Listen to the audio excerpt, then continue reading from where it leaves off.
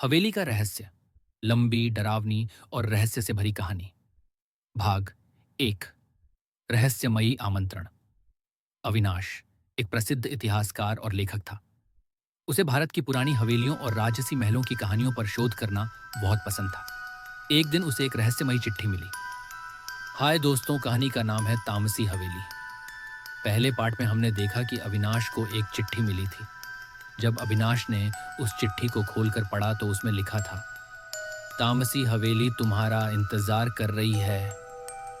वहां जो राज दबे हैं वे सिर्फ तुम्हारे लिए हैं। अविनाश ने चिट्ठी में लिखा हुआ हवेली का पता निकला तो यह हवेली राजस्थान के एक दूर दराज गांव बेरपुर में स्थित थी और सदियों से वीरान पड़ी थी। गांव वाले उसका नाम तक लेने से डरते थे, लेकिन अविनाश इन बातों को सिर्फ कहानियां समझता था। लेकिन अविनाश उसे चिट्ठी के बारे में पता लगाना चाहता था। तभी उसे लगा, मुझे वहां जाना चाहिए। वह दूसरे ही दिन वह राजस्थान के लिए निकल गया। गांव वालों से रास्ता पूछते पूछते वह हवेली तक पहुंचता। इससे पहले गांव के काफी लोगों ने उसे वहां जाने से मना किया, लेकिन वह नहीं माना। वह उसे हवेली तक पहुंच गया। अविनाश जैसे ही हवेली पहुंचा तब शाम ढल रही थी। तभी उसने देखा हवेली बहुत बड़ी थी।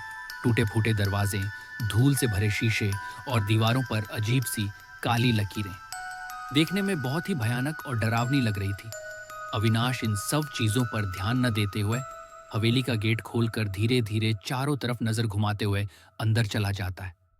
अविनाश हवेली के अंदर आ जाता है, लेकिन सूरज ढल चुका था और रात हो गई थी।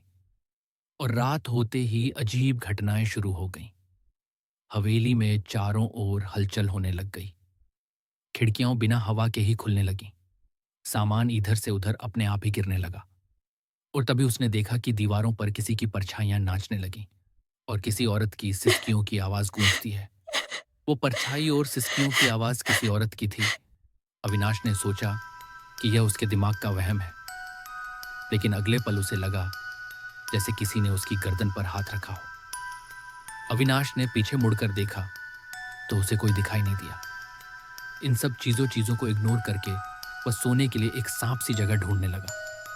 उसे एक कमरा दिखाई दिया। वहां उसने अपना स्लीपिंग बैग लगाया और वहां लेट गया। लेकिन रात भर वह सो नहीं पाया, क्योंकि वहां पर अजीब अजीब सी घटनाएं होने लगा। दूसरे दिन वह हवेली में घूमने के लिए इधर उधर जाने लगा। तभी उसको एक हवेली में लाइब्रेरी दिखी। वो लाइब्रेरी में अंदर चला गया। तभी उसे वहां एक पुरानी डायरी मिली। ये डायरी हवेली की आखिरी मालकिन राय श्री देवी की थी। अविनाश ने डायरी खोलकर पढ़ना जारी किया। उसने पधारी का आखिरी पेज खोला तो उसमें कुछ ऐसा पाया, उसको पढ़कर वो असमंजस में पड़ गया। डायरी के आखिरी पन्नों में लिखा था, मैंने जो किया उसकी सजा मुझे इस जन्म में भी मिली और अगली पीढ़ियों को भी मिलेगी। इस हवेली के नीचे जो दफन है उसे कोई न छुए। डायरी में हवेली के तहखाने का जिक्र था, जो सदियों से बंद था। अविनाश ने तहखाने का दरवाजा ढूंढा और एक बड़ा लोहे का ताला खोला। अंदर अंधेरा था और घुटन सी महसूस होने लगी। भाग 4। तहखाना और तामसी आत्मा। तहखाने में उतरते ही हवा का तापमान गिर गया। वहां दीवारों पर लाल निशान थे और बीच में एक पत्थर की बनी तामसी देवी की मूर्ति रखी थी। अचानक वह मूर्ति हिलने लगी। दीवारों से खून बहने लगा और काले धुएं में एक औरत की आकृति बनी। चेहरा अधजला, आंखें काली और बाल जमीन तक। तू भी आएगा मुझे मुक्त करने? अब तू भी यहीं रहेगा? वो आत्मा चिल्लाई। अविनाश भागा, लेकिन तहखाने का दरवाजा अपने आप बंद हो गया। भाग 5। अंतिम मोड़। अविनाश की चीखें गांव तक सुनाई दी, लेकिन कोई मदद के लिए नहीं आया। गांव वाले जानते थे कि जिसने भी हवेली में रात बिताई वो कभी लौटकर नहीं आया। कुछ हफ्तों बाद एक नई चिट्ठी एक और शोधकर्ता के पास पहुंची। तामसी हवेली अब तुम्हारा इंतजार कर रही है।